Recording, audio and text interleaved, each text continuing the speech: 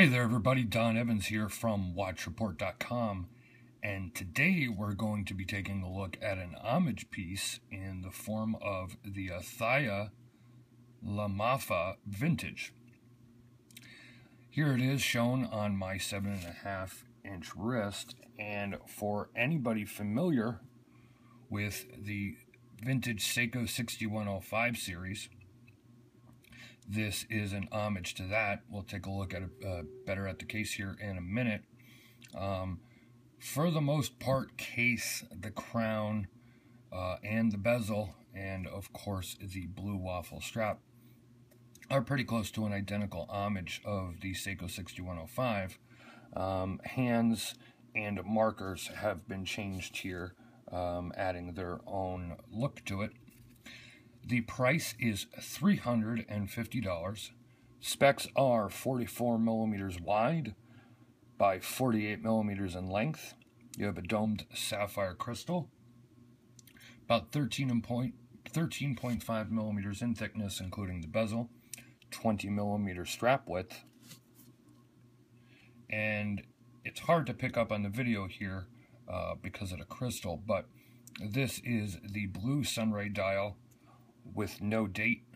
You also have a date option, and there also is a black dial option. So let me take it off the wrist and give you a better look at the watch.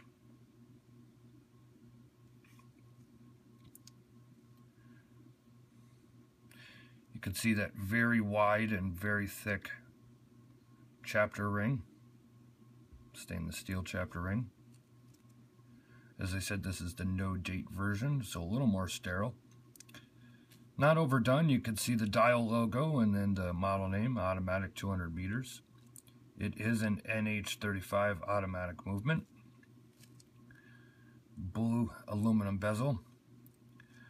Very, very, very, very, very easy to grip bezel. And it stays in place. This is unidirectional 120 click bezel. Take a look at your signed crown there with the Athaya logo.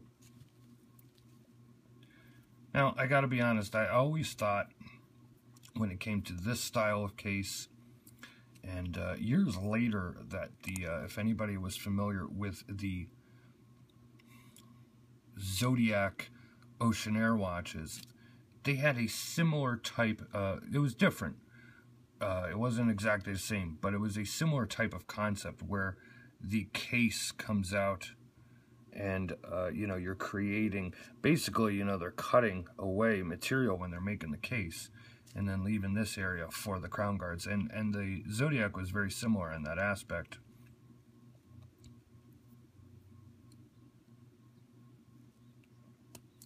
But the only problem I have with it is sometimes I feel it's a little hard to unscrew and screw the crown back down in. But it does protect the crown very well. Obviously, if you were a lover of the Seiko 6105 series, then most likely you are going to really like this.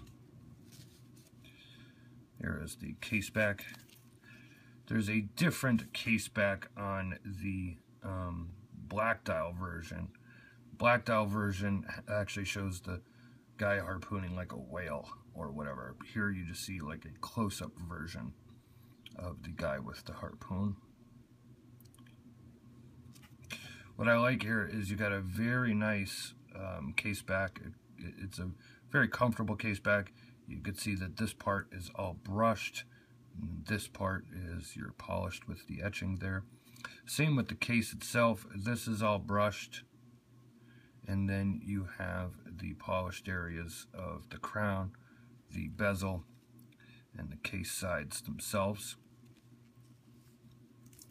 This is, there's some better lighting there. This is a navy blue waffle style strap. Not going to lie here, the strap is not exactly my favorite, only because it is more of a plastic than a rubber.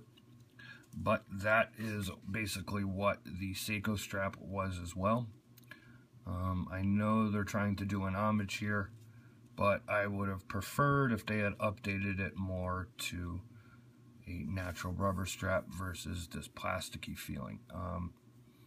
It feels okay on the wrist, kind of reminds me of wearing a G-Shock in that respect. Of course, it does make you sweat a lot more. You know, here in northeast of America, I'm out of Pennsylvania. You know, it is summertime here, and it gets pretty humid and warm. So, you know, plastic straps are not my favorite.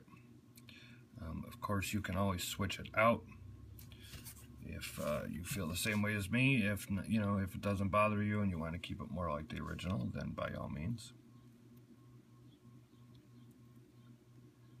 Now, Athaya, as best as I could tell, they have released two watches, this one and a pilot style of homage, which seems to be sold out.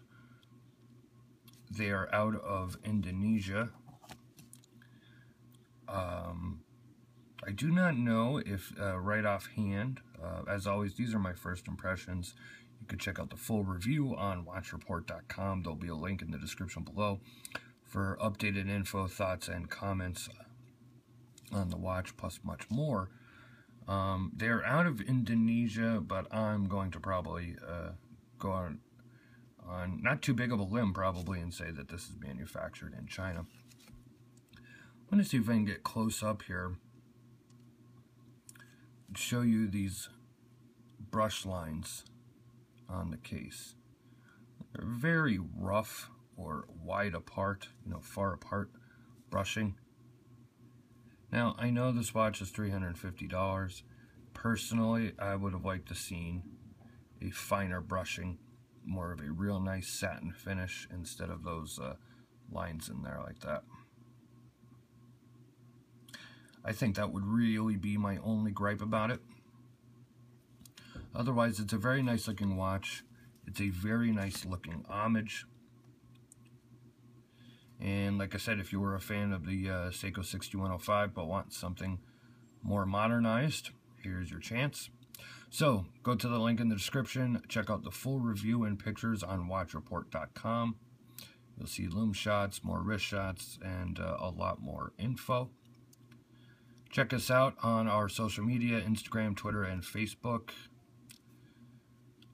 Subscribe to our YouTube channel if you are not. You will never miss another video review. This has been Don Evans for watchreport.com, and this has been your look at the Athaya Lamafa Vintage. Thank you very much.